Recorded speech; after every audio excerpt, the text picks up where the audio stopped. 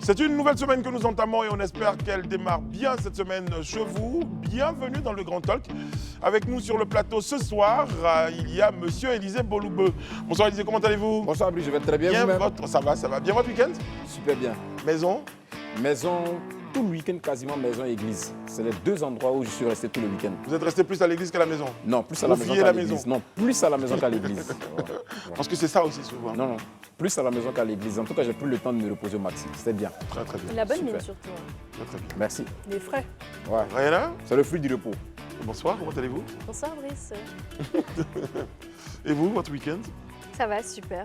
Beaucoup de repos, effectivement, famille, repos et puis Famille, voilà. repos. Ouais. Très bien. Alors, vous avez soutenu de la famille? Oui, Deux ans. moralement, oui, on peut dire. Madame Bleu, bonsoir, comment allez-vous? Je vais très bien, Brice. Et toi-même? Ça va, je vais très bien. Vous avez passé du temps en famille? Non? Vous êtes parti travailler le week-end, vous? Non, pas du tout. Les week-ends? Alors là, je suis couchée comme un lézard. Comment il est? Chez moi, tranquille, avec les enfants qui sont autour. Comme un lézard. J'adore cette expression, couché Oui. sur mon canapé.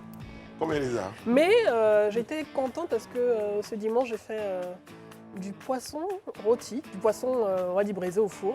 Et j'étais très contente Ah bon? de mon assaisonnement. C'était une première fois ou quoi? Non, pas que c'était une première fois. Je n'ai pas beaucoup de temps pour cuisiner les week-ends, c'est vrai, j'avoue.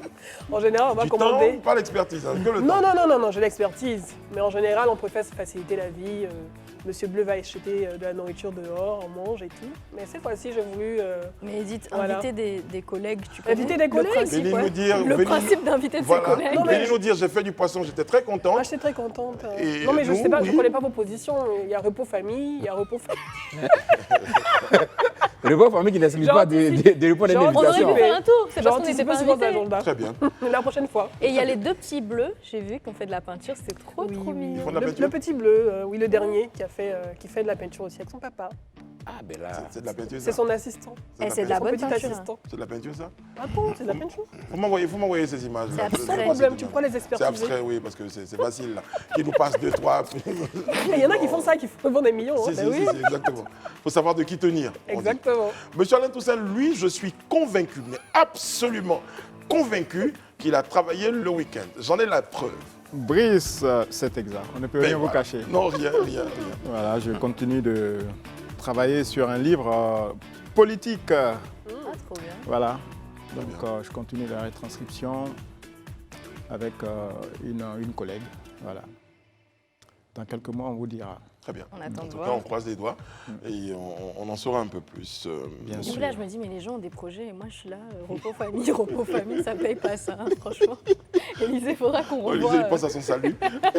Non, ben, il y a d'autres cadres et d'autres canevas pendant lesquels on se concentre vraiment sur le travail, sur les projets qui sont en vue. Ok. Je pense que tout est question de planification. Très bien, les amis, on a fait le tour des projets. Tel que ça partait. Là. Des projets jeunes. Exactement. Bon, notre grande vision commence par une bonne nouvelle. Hein. Aujourd'hui, bonne nouvelle hein, pour le drapeau ivoirien. Il a encore flotté, cette fois au niveau donc, de la 8e édition des Afrima Awards. Eh bien, deux de nos compatriotes, et non des moindres, ont remporté donc, des trophées. Il s'agit de José et de Didi B. Bravo, bravo. Ouais, franchement. On n'a même pas les extraits Donc j'ai gardé les musiques et les extraits. Là, tout ça. parce que vous avez promis de danser. Hein. Ça, c'est du José. Aujourd'hui, quand on écoute cette voix-là, on ne peut que dire que c'est mérité pour José. Bien sûr. Beaucoup de talent pour cette dame. Beaucoup Après, de on parlera talent. d'Idi B, hein, mais bon, pour l'instant, on parle que de José. C'est quand même José, c'est quand même C'est la diva. La diva, elle a une voix magnifique. Je me rappelle de ses débuts à l'acoustique et quand je vois ce parcours et jusqu'à maintenant, avec toutes les créations musicales qu'elle a réussi à imposer, bien Et tous les sûr, remous dans sa Peut-être- carrière. des remous, bien sûr, en tant qu'artiste, malheureusement, on ne peut pas y échapper, mais malgré tout, elle garde le cap. Elle a réussi à faire des comebacks impressionnants comme ce dernier et franchement, le titre de meilleure artiste féminine d'Afrique de l'Ouest est mérité. Bravo. En tout cas, c'est aussi le couronnement d'une carrière. Je pense qu'après le méga tube Diplôme, non, c'était ça, où elle parlait Exactement. des malheurs C'est ça. des femmes. Et voilà, moi je pense que c'est vraiment une récompense méritée. Et puis c'est surtout le flambeau de la musique ivoirienne quand même en Afrique qui se signale. Moi, C'est bien. j'ai un seul regret. J'ai un seul regret sur cette question, sur ce point, parce qu'on passe au prochain point d'Idibé. Mon seul regret sur le point José, c'est qu'il manque sur le plateau mon notable attitré, non, ça, c'est Kevin. clair, Parce franchement. qu'il aurait ça, fait, ça. il aurait placé sa fiche. Il aurait dit. On en reparlera un tout petit peu Oui, quand même. tout à avec fait. lui, hein. Il avait placé sa fiche, il allait dire. Pendant que d'autres artistes vont platifoler, Elle travaille. elle travaille. Elle fait partie des meilleurs artistes qui ne sont pas là à cabotiner. Bravo, José. En tout cas, c'est mérité. Il nous manque C'est Kevin. mérité. Bon, Didi B, j'ai même envie de dire sans surprise, moi, Ouais, parce non, que franchement. ce garçon, pour moi, est pétri de talent. Un bosseur. C'est un bosseur. Il croit en ce qu'il fait. Et déjà, lui également a su son parcours. Hein. Et avec tellement de constance, tu sais, tellement de constance, chaque sortie finalement c'est un hit. Je Et veux puis, dire, il y a très peu 2022 a d'artistes qui été son arrivent à année, faire ça. hein, avec la sortie de son album très attendu, Mojotrone 2, que ses fans réclamaient. Et il a réussi, avec le marketing derrière, avec l'équipe derrière, à imposer un album qui s'écoute de bout en bout, Ouais. de la première chanson jusqu'à la dernière chanson. Franchement, ce sont tous des hits. Hein. Ce sont tous des hits. Il a réussi également des collaborations, des featuring qui ont bien marché. Bon, on parle beaucoup du mouvement des petits. Mais bon, il a réussi à se réinventer d'une certaine manière avec le rap de ce Donc, que... le rap ivoire, Voilà, c'est le rap ivoire en fait. Et ce que les jeunes aiment, et ce que les jeunes apprécient, c'est un bosseur. Et le résultat, il est là, il est... Voilà. Et, La meilleure chanson de l'année, c'est lui. ouais. Moi, j'aimerais quand même noter, quand on regarde ces deux artistes ivoiriens, on voit que ce sont des artistes qui ont eu des visions artistiques très, très, très poussées, qui vont au-delà de ce qu'on connaît ici. Ils ont réussi à imposer leur style, et derrière, on voit qu'il y a toute une direction artistique qui est là, qui est présente, et qui est comme une signature. Aujourd'hui, Didi B, c'est une signature musicale. C'est le rap ivoire, mais sous une autre dimension. Franchement, je pense que c'est vraiment mérité. Et en plus, il ne s'est pas arrêté là. Il a fait des concerts toute l'année, presque toute l'année, de la Côte d'Ivoire où il a enchaîné des dates, Palais de la Culture. Et des salles remplies. Hein. Et des salles remplies qui faisaient sold out. Également en Afrique de l'Ouest, même au Tchad. Il s'est déplacé un peu Burkina. partout, au Burkina Faso, Où il a évité. la fameuse. Danseuse. Il a La évité des fameuse fan, danseuses. Il a dit, ça dit, oh, oh, j'ai ma carrière devant. Mais il ne s'est pas reposé, il a continué à s'imposer. Il est écouté partout en Afrique, on va dire presque dans le monde finalement. Il a des fans, que ce soit au niveau des jeunes, il a des fans, mais que ce soit au niveau des adultes également, il a des fans aussi. J'ai vu les challenges TikTok qu'il a drainé avec le nombre de personnes qui ont essayé de faire des challenges. Mais il y avait des mamans, il y avait des Moi, pères de famille. j'ai présenté 2 ou 3 cérémonies ces dernières semaines où il y avait effectivement des personnes que vous décrivez là d'un certain âge et d'une certaine. Vous Bien dites. sûr, qui mais- dansaient sur mais Chéri Coco même. Quand hein. ils ont mis Chéri Coco, je me dis non, le DJ. Je me dis non, c'est pas une bonne idée le DJ. J'ai été très surpris de voir tout le monde en train Tout le de. monde, En train de danser. Bon, enfin, on est très content pour le garçon.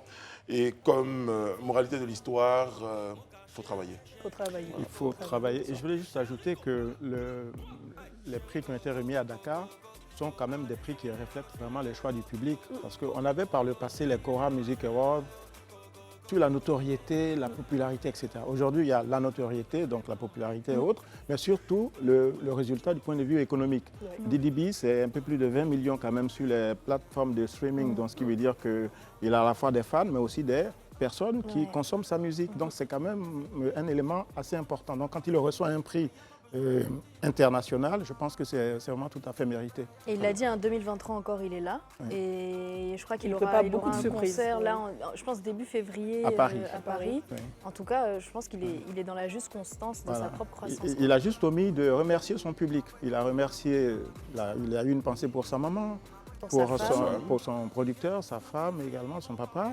Mais Sa il a omis manager. de remercier le public. J'ai regardé la C'était cérémonie. l'émotion, c'était Voilà, l'émotion. je pense que L'émotion. c'est Vous savez, quand vous recevez des certainement prix, l'émotion. moi je peux vous le dire, hein, quand vous recevez des prix, vous dites tout et n'importe quoi. Hein. Mais je pense qu'il a attendu jusqu'au dernier moment, hein, parce qu'à un moment, il était, je pense qu'il était un peu désespéré parce Mais c'est qu'on était vers la fin de la soirée. C'est ça, il Mais n'était en pas général, certain de c'est vers là gagner. que, Et au dernier moment, on annonce son nom. Ça, c'est ça. un jour promesse, Non, ça c'est fait vrai. cet effet-là. Ouais. J'ai parlé de ma genouillère pendant que j'avais reçu un prix, ça avait absolument rien à voir. Je n'ai pas compris après. J'ai revu la vidéo, je me dis bon, Non, je comprends, je comprends. Tu n'étais plus maître de Je toi-même. n'étais plus maître de moi-même, c'est l'émotion. Voilà, c'est tout ça. Bravo à José, bravo à Didibé. Bravo. Bravo, bravo. Fierté pour la Côte Ouais, on d'Ivoire. espère les recevoir hein, sur ce plateau-là à leur retour. Donc, on pourra organiser ça. Pendant ce temps, s'ils ne sont pas dispo sur le plateau, on a Didité. Diditi qui pourra chanter. Alain. Mais je connais ces chansons par cœur maintenant. Hein. Ah bon? Ah bon, Ben oui, alors puisque mes enfants les fredonnent à longueur de journée, et quand on est le week-end. Bon, donc maintenant je connais. Alors, donc, Mais la prochaine fois, je chanterai. Faut Donc jamais dire ça Tala, à faudra Boris, qu'il hein. chante voilà, Tala. vous avez commencé là. Où il dit fin de toi. Non, Non, l'éléphant. Non, Fin des mots, toi. oui. Voilà, Chéri fin des Coco, mots. Mot caché. Mots cachés. Chéri Coco. c'est Rico. Oh, bien, homme, hein? On dirait qu'il chevauche. On dirait il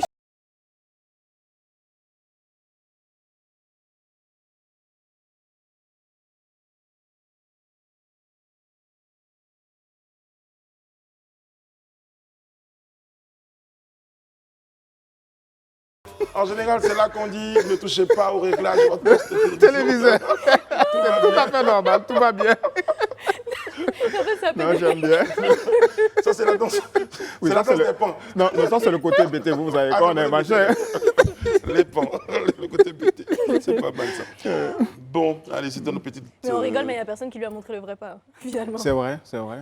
Non, mais rien à te faire. Rihanna, allez-y, Rihanna, s'il vous plaît. C'est pas Musique, comment. Tu m'accompagnes? Rihanna. Allez, venez, On se montre-moi. rappelle Montre-moi. Julie. On se rappelle Allez, pas Julie. Rihanna.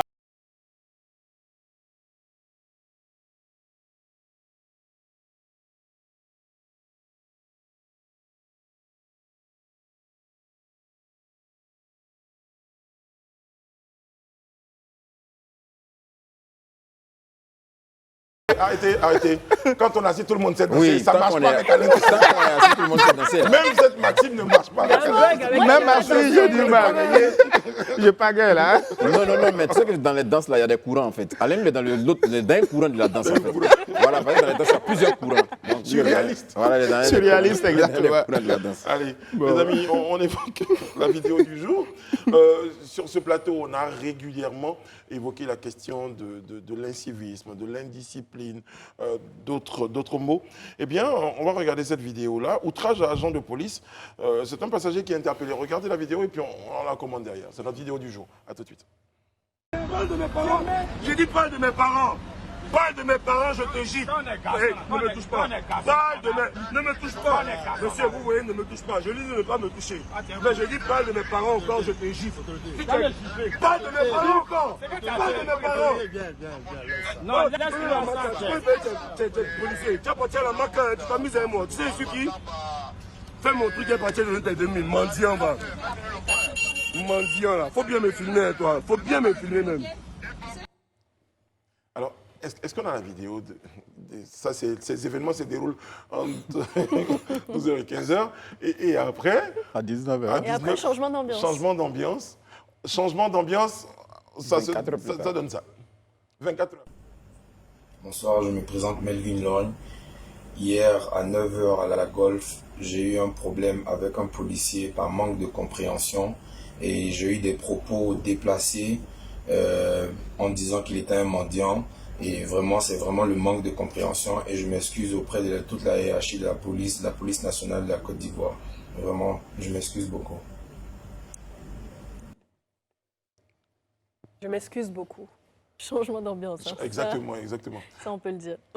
Alors, pourquoi on arrive à ces situations-là déjà, la première situation, de voir aujourd'hui des citoyens en train de s'en prendre comme ça à nos forces de défense et de sécurité, à la police particulièrement, ce n'est pas la première fois. Pourquoi la police, je me posais cette question, en général c'est en circulation, est-ce qu'il n'y a pas dans la tête des gens aujourd'hui, est-ce que la police aujourd'hui fait peur, entre guillemets? Elle devrait ou pas faire peur? Oui, normalement, elle devrait faire peur, mais bon, malheureusement, on a toujours des indélicats qui ne comprennent pas qu'il faut respecter l'autorité à un moment donné. C'est vrai que dans la vidéo, on entend à un moment donné le jeune dire... Parle de mes parents. Parle de mes parents encore une fois. Et C'est parle ça. de mes parents encore une fois, je ne te permets pas. Bon, ok. Mais dans ce genre de situation, sachant qu'en plus, la voiture dans laquelle vous vous trouvez Était en infraction. roulait en sens inverse, donc était déjà en infraction, quel est l'intérêt déjà de vouloir d'y en discuter ou altercation faire une avec, altercation avec l'agent de police? De un. Et ensuite, après ça, vous insistez encore à insulter l'agent de police. J'ai l'impression que finalement, tout ce qu'on a vu déjà de cas similaires, parce qu'on avait eu le cas de la dame également qui avait aussi proféré des injures à l'agent de police. Peut-être qu'il y a eu une situation auparavant qui malheureusement n'a pas été filmée avec l'agent de police qui a abouti à cette situation.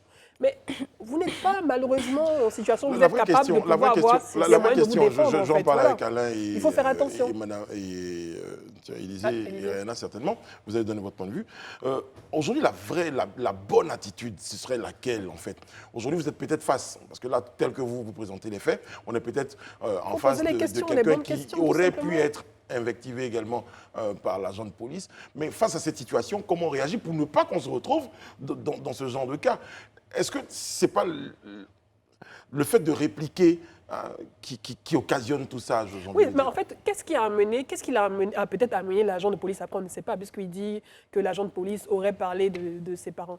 Qu'est-ce qui aurait amené l'agent de police à parler de ses parents si, sachant que vous êtes dans une situation d'infraction, donc vous n'avez pas raison de toute façon, le chauffeur doit payer une amende. À quel moment vous décidez de vouloir intervenir dans cette situation et un peu vous faire justice. Voilà, vous faire justice, mais ça n'a pas d'intérêt. Ouais. Il faut juste porter plainte dans ce genre de cas. Si vous pensez que vous êtes en droit, il faut porter plainte tout simplement au tribunal militaire ou aller dans un commissariat. Si vous estimez aujourd'hui que vous êtes justement en situation de harcèlement, ou vous êtes injurié, voilà. Il faut tout simplement, après on va dire oui, on n'a pas de preuves parce que ça n'a pas été filmé, mais il faut juste le faire. Après la procédure peut suivre son cours, mais il faut juste le faire. Alors écoutez, je pense que c'est le énième événement qui oppose un usager de la route aux agents qui sont commis à la régulation de la circulation. Comme ça existe partout dans le monde. Bien sûr. Et les propos qu'on a entendus sont abjects et ils sont inacceptables. Ils sont pas, je veux dire, on ne peut pas tolérer cela. Dans le même temps, je m'interroge quand même sur la survenue de ce type d'événement. Est-ce que les agents qui sont dédiés à la régulation de la circulation sont suffisamment formés à faire face aux assauts des usagers? Je sais que pendant leur formation à l'école de police, on leur fait faire ce qu'on a entre guillemets des crash tests, donc des exemples d'usagers qui les insultent jusqu'à des insultes très grossières qui impliquent leur mère, etc. Ils doivent garder le calme. Voilà, donc logiquement, ils devraient être formés. Donc l'autre question qu'amène la première, c'est sur quels critères tel ou tel agent de police est-il désigné pour aller réguler la circulation? Parce que moi, j'en vois un certain nombre qui sont quasiment là toute la semaine. Donc, il n'y a pas de roulement. Ils arrivent le matin jusqu'en fin de journée avec quand même le stress, la fatigue, la chaleur, etc. Donc, je ne sais pas s'ils sont vraiment, comme on dit, prêts moralement à faire face à un certain nombre C'est la première partie de la face dont vous parlez et l'autre partie de la face. Oui, c'est-à-dire que ce que le jeune homme a dit est condamnable et c'est normal que la police puisse entamer des actions qu'il vise, mais je m'interroge sur la capacité des agents qui sont commis à cette tâche-là, parce qu'il faut quand même avoir les nerfs assez solides, avoir le contrôle, la maîtrise de soi. Qu'est-ce qui a été dit avant? Parce que chaque fois on a des vidéos où on a des injures qui visent les agents de police, mais on n'a jamais, comment on dit, le segment avant. Hein. Ça n'excuse pas ce qui est dit, mais on veut comprendre exactement. Parce que je pense aussi que le policier, quand il fait le contrôle de routine, doit essayer d'établir ce qu'on appelle un pont de communication. Brice, vous êtes un spécialiste quand même du spectacle. Quand vous arrivez sur scène, lors de vos shows, il y a la petite phrase qui déclenche l'hilarité, qui établit le lien et tout de suite, la chaleur s'installe, la salle est prête à vous accueillir et puis, les choses se passent ainsi. Il y a beaucoup de politiciens qui travaillent ainsi. On appelle ça le pont de communication. Donc, le policier, quand vous faites le contrôle, même lorsque l'usager est en faute, je pense qu'il y a aussi une attitude à avoir. Donc, est-ce que nos agents qui sont sur les routes sont préparés à ces choses-là et pourquoi est-ce que les consignes qui sont données à l'école apparemment n'arrivent pas à être appliquées? Moi, la prochaine question, c'est est-ce que les usagers sont également formés et sensibilisés au fait que injurier un agent de police équivaut à injurier l'État de Côte d'Ivoire, c'est l'institution tout entière. Est-ce qu'on est formé à ça? Ils savent au moins qu'il y a un outrage. Oui. Moi, je pense qu'il faut situer les choses dans leur contexte et bien dans leur cadre. Alors, moi, on peut ne pas se focaliser sur ce cas particulier, parce que ce n'est pas le premier, hein, malheureusement. Ouais. C'est ce qui permet qu'on en parle. D'accord. La première chose déjà qu'il faut savoir, qu'on est dans un État. Un État est régi par des règles. Outrage à un agent de police est une infraction en bonne et due forme. Ça, il faut déjà qu'on le mette dans notre esprit. Que l'agent vous ait invectivé ou que l'agent ne vous ait pas invectivé, outrage à un agent de police est une infraction. Donc, sur cette base, déjà, tout citoyen doit comprendre que même quand il pense à un certain moment qu'on l'a repoussé dans son dernier retranchement, qu'il sache que le fait de réagir et donc d'insulter un agent de police, du coup, il se met sur le coup de la loi. Ça, il faut que les gens comprennent ça d'un premier temps. Peut-être que si tout le monde intègre ça, ça va éviter qu'on arrive à un certain nombre de situations pareilles.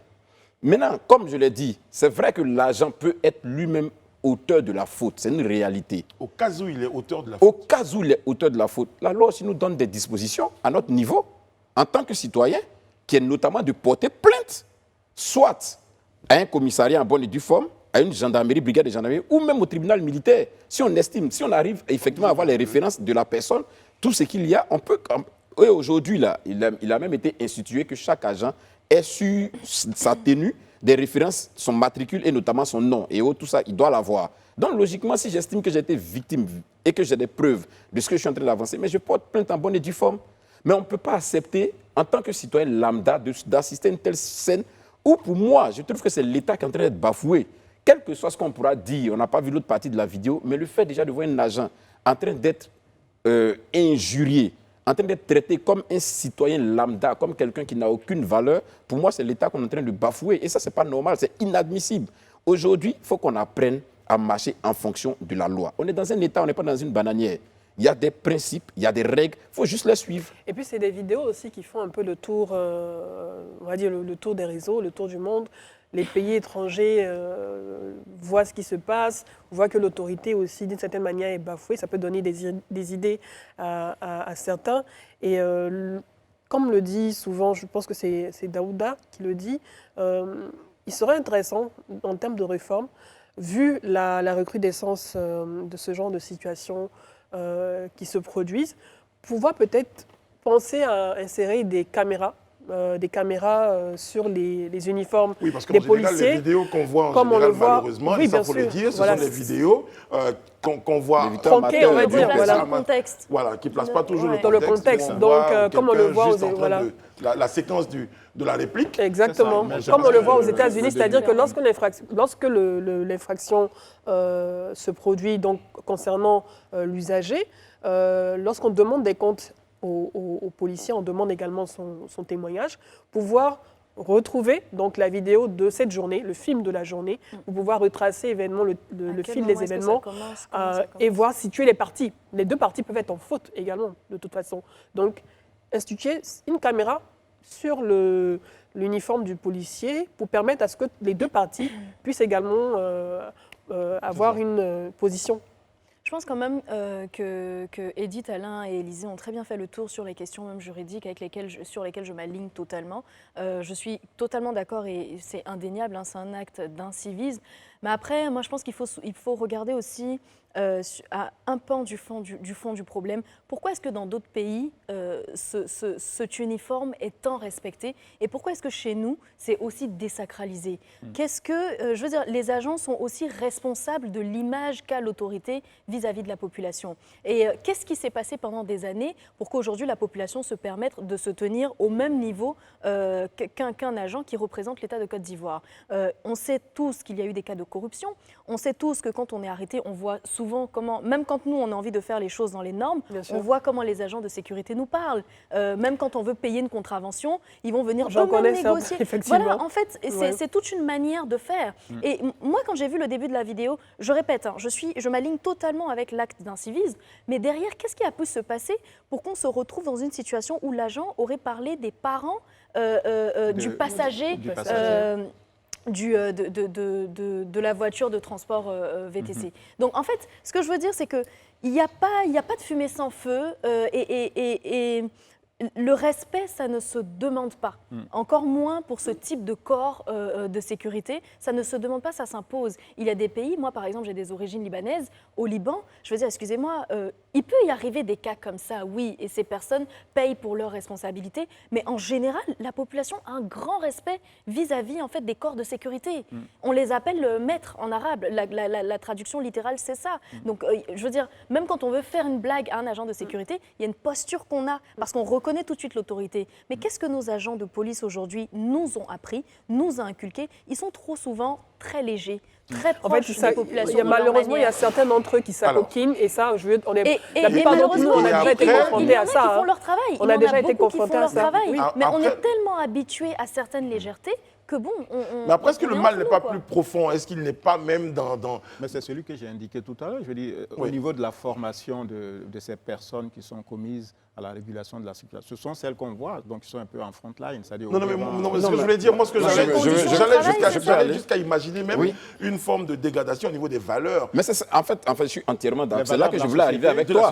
Oui, c'est que ça ne concerne pas seulement les relations entre les policiers et les usagers. Oui, non, ça concerne tout le monde. Voilà, la dégradation des valeurs, c'est la corruption, le détournement des fonds, l'absence de sanctions à l'égard de ceux qui volent les deniers publics, etc. Donc, je veux dire, il ne faut pas penser qu'il y aurait les vertueux et les moins vertueux. Non, pas du tout. Voilà, mais on essaie de globaliser. C'est ce qu'on s'apprête à faire, Élisée, je vous écoute. Oui, moi, je suis entièrement d'avis avec ce que tu dis. Je crois qu'on va supputer pendant des jours et des heures sur qu'est-ce qui a fait qu'on en est arrivé là.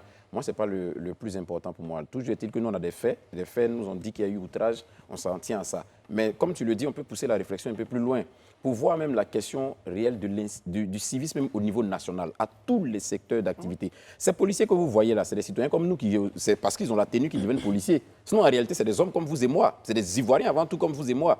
Mais aujourd'hui même, l'Ivoirien en lui-même, est-ce qu'il a un rapport, je dirais, un rapport sain avec ce qu'on appelle l'institution en tant que telle? Il y a ce problème-là qui est là. Aujourd'hui, les institutions sont galvaudées. L'Ivoirien, pratiquement, il n'a pas ce rapport de respect, de considération de l'institution. Et ça, c'est une réalité. Et ça, c'est quelque chose qu'il faut qu'on arrive à nous tous d'abord à le reconnaître et puis à se donner les moyens de le corriger. Parce qu'aujourd'hui, tant qu'on n'arrivera pas à comprendre qu'une institution, quelle que soit celle qui l'incarne, mérite notre respect en tant que citoyen, mais on va se retrouver dans un schéma pareil.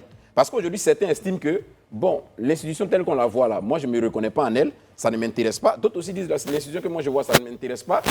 Ou bien on connaît, c'est tous des corrompus là-bas. Voilà, donc au final, on se retrouve dans un schéma. Franchement, les responsabilités, en fait, c'est ça, les responsabilités sont partagées. Elle-même donne l'exemple. Quand tu parles de policiers, c'est vrai qu'ils ne sont pas tous dans le même panier, mais malheureusement, j'en connais, je veux dire, on le voit sur la route.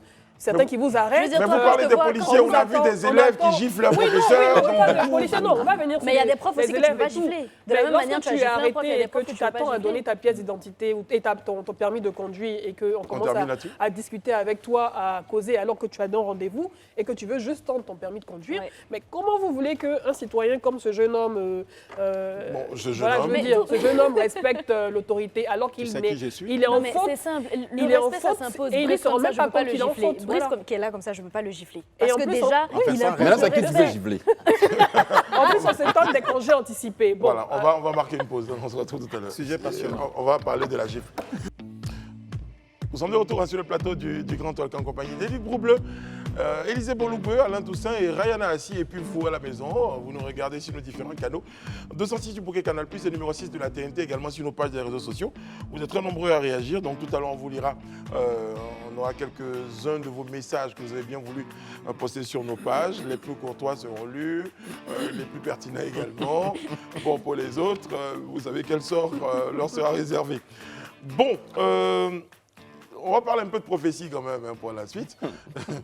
On avait un grand prophète sur le plateau qui annonçait des choses qui se produisaient, sauf que son église, sa chapelle a été vidée après la défaite des éléphants au Chan, au championnat d'Afrique des Nations, qui a débuté donc le 13 janvier dernier, donc il y a quelques jours.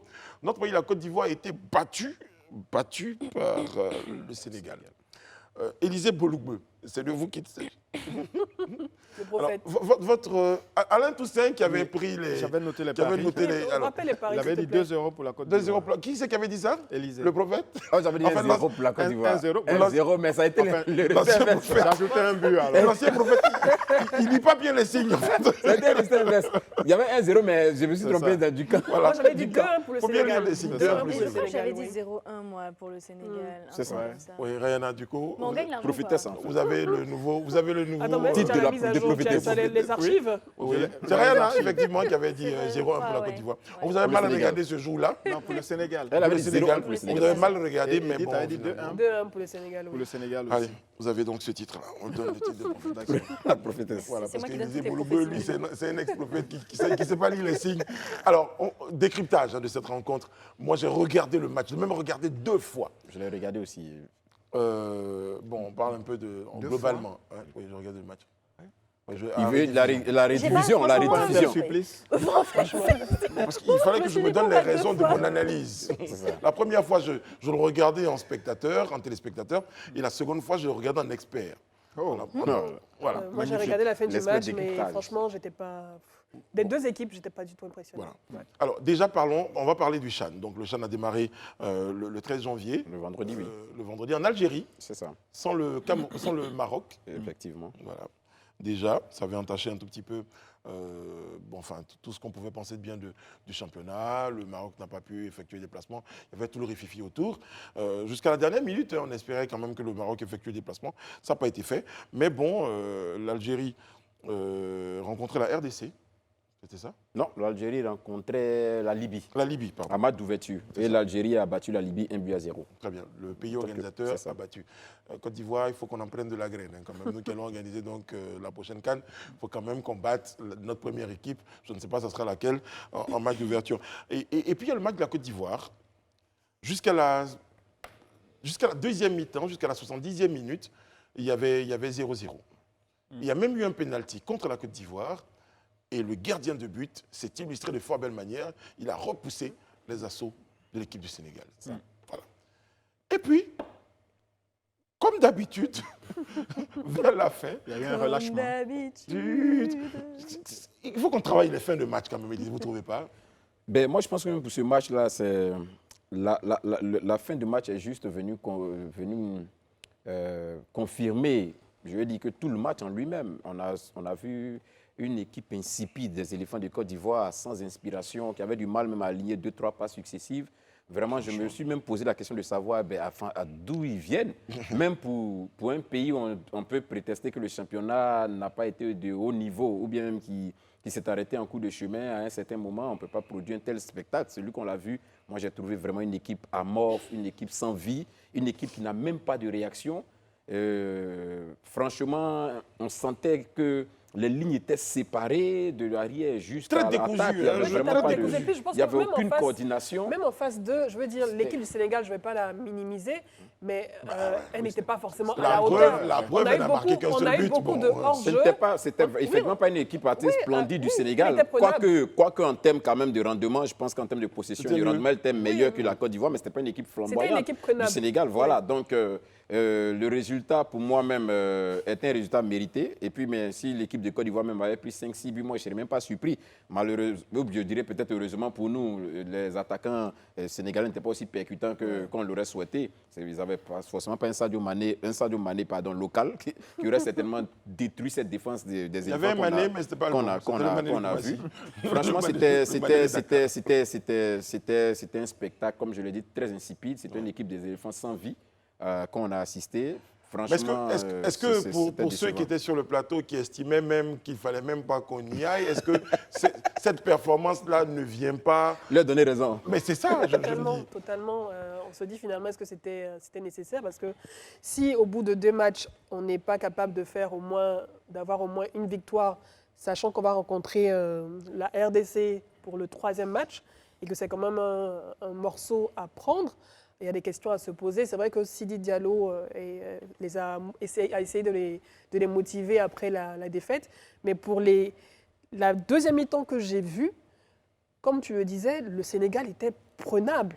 La plupart de leurs actions près du but étaient des hors-jeu pour certains. À certains moments, même l'arbitre devait aller Il vérifier faut la qu'on en VAR. parle un peu quand même de l'arbitre. Ouais, l'arbitre un peu. Il était pas.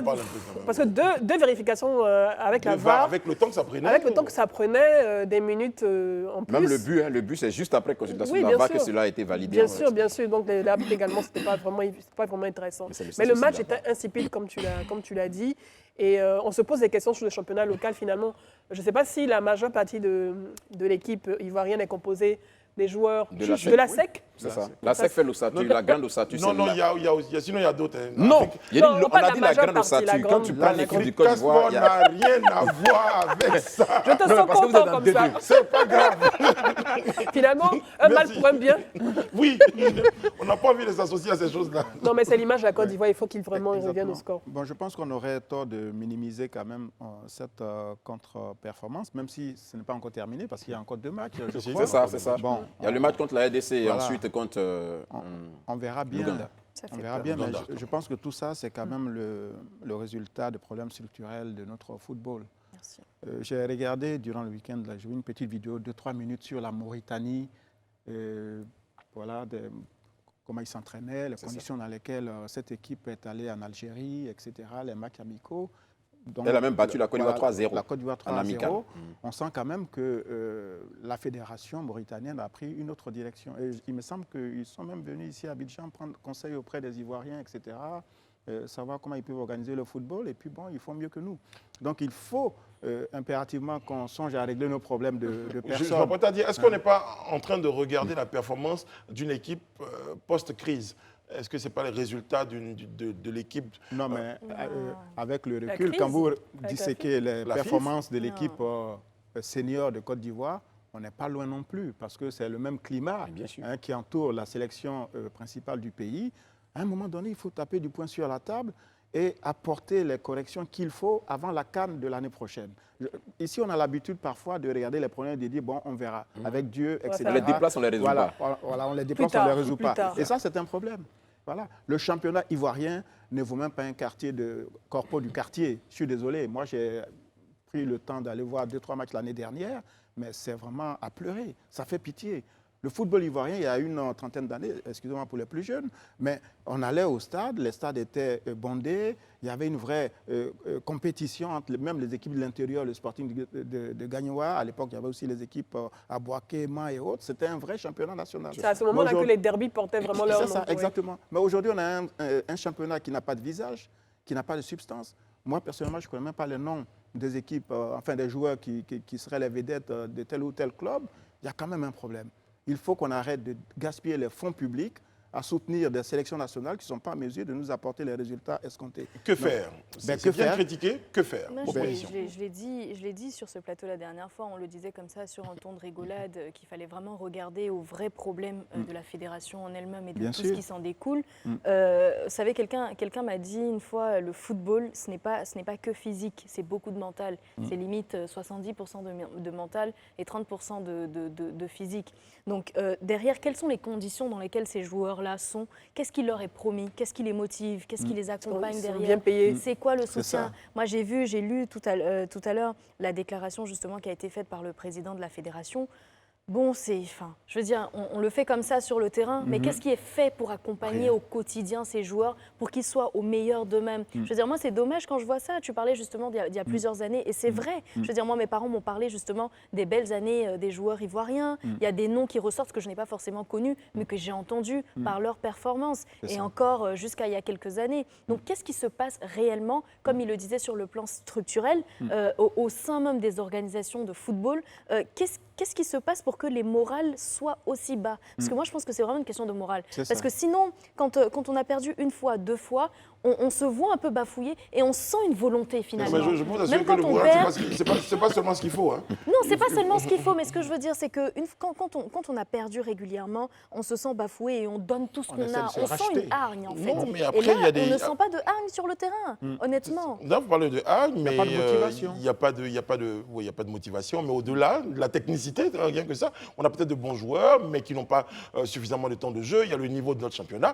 Mais en même temps, je pense que c'est un peu tout ça que la fédération essaie de prendre à bras le corps. Je crois que c'est des problèmes qui sont factuels et je pense que la fédération les voit et j'espère et je pense même que... Justement, et avoir de tels résultats, c'est justement l'occasion de pouvoir interpeller, de pouvoir voir de façon claire et aux yeux de tout le monde que quelque chose ne va vraiment pas et qu'il faut réagir dans l'urgence parce qu'on accueille quand même une CAN sur laquelle va se jouer notre image. Ça sera l'occasion pour la FIF de mettre en place le plan qu'elle a prévu et qu'elle a essayé de défendre pendant ces... Je crois que ça faisait partie des problèmes que rencontrait la FIF et donc la FIF connaît ces problèmes. Interroger également les présidents les dispositions de clubs également parce qu'il faut se demander qu'est-ce qui se passe dans ces clubs. En tout cas, il y a pas encore, il y a encore un peu d'espoir parce qu'il nous reste deux matchs. La RDC. Bon, voilà, faut croire au miracle et puis donc on espère que. On donne des pronostics. Voilà un peu de surtout non surtout pas. Bon, faut donner la force aux éléphants. Faut donner la force à nos éléphants. Peut-être qu'ils vont être blessés dans leur orgueil. Peut-être qu'il y aura un sursaut d'orgueil. Et puis, certainement qu'avec les paroles, avec les conseils, avec l'encadrement... J'espère qu'ils vont étudier les matchs de la RDC, qu'ils vont étudier les matchs également de l'Ouganda. Voilà, croisons les doigts. Les éléphants, on a parlé, on a critiqué, mais on est avec vous. C'est ça, on vous soutient. Sinon, franchement... On vous soutient, il faut un sursaut d'orgueil. On vous soutient, mais il faut un sursaut d'orgueil, chers amis. Voilà, il faut un sursaut d'orgueil. Il faut porter le maillot avec fierté, quoi. Et puis, il faut se battre jusque. Je crois qu'ils se battent, ils ont juste besoin. Ils ont juste besoin d'avoir ce truc-là qui n'est pas encore là. Sinon, je ne pense pas que quelqu'un soit sur le terrain avec le maillot en train de se dire bon, écoute, je n'ai pas bien joué. Mais s'ils sont limités techniquement, il y a toutes ces choses. Mais c'est ce que je dis, il n'y a pas que de la volonté. C'est un ensemble. C'est un ensemble. Bon, allez, amis, on évoque un point à l'international, en tout cas dans la sous-région. Et ça, c'est assez dommage qu'on évoque ce point-là, parce qu'on aurait voulu ne jamais traiter ce genre d'informations. Ce sont 50 femmes qui ont été enlevées par des terroristes dans le nord du Burkina Faso. Alain Toussaint. Oui, ce sont des faits reprochés à un groupe, au groupe terroriste qui sont présumés terroristes, voilà, qui seraient à l'origine de la disparition de ces femmes qui avaient quitté leur localité pour aller chercher de la nourriture, je pense, loin du village, et elles ont été enlevées par ces bandits. Ça faisait quand même un bon bout de temps qu'on n'avait pas entendu ce scénario de femmes enlevées. Oui, parce qu'en général, c'est vrai qu'on avait eu l'épisode des femmes de Chibok, des jeunes filles de Chibok au Nigeria, qui avaient suscité l'émoi en 2014 et qui avaient mobilisé l'opinion nationale et internationale, et continentale et internationale. Mais là, de savoir que 50 femmes ont été enlevées au Burkina Faso, donc c'est juste à côté de nous. Et pour l'instant, on n'a pas encore de nouvelles. Il y a certaines qui ont pu s'échapper et qui ont pu faire des témoignages et pour permettre de reconstituer les événements, mais c'est inquiétant. C'est un autre palier dans l'escalade. Oui, dans l'escalade de la terreur djihadiste, c'est un autre palier qui est franchi parce qu'en général, quand on arrive à ce stade, lorsqu'on enlève des femmes, c'est qu'on a besoin donc, on va dire de personnel, mais surtout d'esclaves sexuels également. On a besoin également de semer la terreur et de pouvoir semer son idéologie et de pouvoir terroriser au maximum. Donc, imaginons, on a déjà 50 femmes qui sont enlevées. Quelle sera la suite? Est-ce qu'ils vont commencer à le faire dans presque toutes les zones dans lesquelles ils sont en train de se déployer? J'ai peur pour le Burkina. On épargne les femmes et les enfants. Exactement. Moi, ça touche à ce niveau-là. Je pense que... J'ai peur pour le Burkina. Oui, c'est le signe que ces groupes armés-là sont, comme on dit, en difficulté. Parce que quand vous en prenez aux femmes et aux enfants, cela veut dire que vous avez totalement raté votre objectif, même si le but principal est de s'aimer la terreur. Mais même le terrorisme devrait avoir un droit, comme il y a le droit de la guerre, qui interdit qu'on touche aux enfants, aux vieillards, aux femmes, et aux journalistes, etc. Voilà, je veux dire, vous combattez un pouvoir central. Pour moi, ce ne sont même pas des terroristes, entre guillemets, comme on a pu en connaître ailleurs. Pour moi, ce sont des voyous, des bandits, voilà, qui sèment la terreur voilà, dans ces zones où l'État est absent compte tenu des problèmes d'insécurité et autres. Mais rapidement, il faut peut-être que les volontaires qui ont été sollicités aillent sur le terrain. Parce et surtout que la réponse a besoin d'être plus globale. Hein, parce que ce n'est pas que le Burkina, on en parle nous ici. C'est ce que j'allais dire. C'est-à-dire que nous, qui sommes donc voisins du Burkina, l'incidence principale, c'est quand même la vague de réfugiés qui arrivent dans le pays et puis des menaces aussi qui peuvent s'étendre jusqu'au pays. Donc il faut aider le Burkina Faso, tout comme nous devons aider le Mali à faire face à ces bandits. Justement, aider tous ces pays, c'est bâtir une vraie force africaine, une vraie force africaine qui va reposer sur des états de droit, de vrais états de droit dans les différents pays africains. Et je parle justement des pays comme le Mali, comme le Burkina, comme la Guinée, qui doivent avoir, j'ai envie de dire, non plus des états de transition, mais de vrais états qui se forment de façon démocratique et qui prennent en priorité la question sécuritaire, parce que c'est une question sous-régionale en fait. Tout le monde a vu votre doigt. Allez-y. Ok, d'accord. Bon, moi, je voulais juste dire ceci. Peut-être que certainement, ça ne va pas plaire à beaucoup de personnes, mais je crois qu'il faut quand même qu'on ait le courage de le dire. Je pense, avec tout ce qui est en train de se passer, avec l'allure que prennent vraiment ces crises auxquelles nous assistons, notamment au Mali et au Burkina, parce que aussi, il faut rappeler qu'au Mali, il y a 14 soldats qui ont été tués le week-end dernier par des groupements terroristes aussi. Et ces 50 femmes prises en otage aussi par les groupements terroristes. Je pense qu'il faut qu'on ait l'humilité de reconnaître que ce qu'on a pensé être des solutions ne sont finalement pas des solutions, n'arrivent pas à régler la question face au terrorisme. Peut-être qu'on a pensé qu'en ayant des militaires à la tête, en ayant des jeunes à la tête, ça allait permettre vraiment d'amener l'offensive qu'il fallait. Mais il faut qu'on ait le courage, 1 année et demie après, 2 ans après, de reconnaître que ce n'est pas la solution. Il faut qu'on essaie de trouver une solution beaucoup plus globale. Et c'est là que j'en appelle à la CEDEAO. Comment on appelle ça, le dernier sommet de la CEDEAO avait résolu de mettre en place une force vraiment de toute la CEDEAO pour aller à l'encontre vraiment du groupement terroriste. C'est vrai que c'est une décision qui a été prise il y a quelques mois, mais là, on ne voit pas vraiment les choses se mettre en place en tant que telles. On ne voit pas les choses se mettre en place en tant que telles et j'ai l'impression que ça tarde en fait. Alors que là, en face, ceux-là qui sont des terroristes, qui sont des agresseurs sans visage, eux n'attendent pas. Eux n'attendront pas que vous finissiez de faire ce que vous avez à faire pour pouvoir enclencher leur processus. Donc je crois qu'il faut peut-être que la CEDEAO aille un peu vite, qu'on accélère dans ce processus-là, parce que sinon on risque de se retrouver dans des pays. Est-ce que la réponse militaire, est-ce que la réponse militaire est forcément la bonne solution? Ici en Côte d'Ivoire, le ministère de l'Emploi et de la Jeunesse a décidé d'allouer des fonds donc aux jeunes dans la partie nord de la Côte d'Ivoire pour lutter contre la pauvreté. Je pense que la solution, c'est une solution de lutte contre la pauvreté, une solution communautaire parce que les chefs de terre sont impliqués, les chefs religieux sont impliqués. Il faut également avoir cette réponse communautaire, pas uniquement la réponse communautaire. Elle est plus globale, la réponse. Mais il faut des ressources. Voilà, bien sûr, il faut des ressources, il faut de l'argent. Bon, en tout cas, pour mobiliser ces ressources, c'est une question de volonté. Il faut l'implication aussi des populations. Très bien.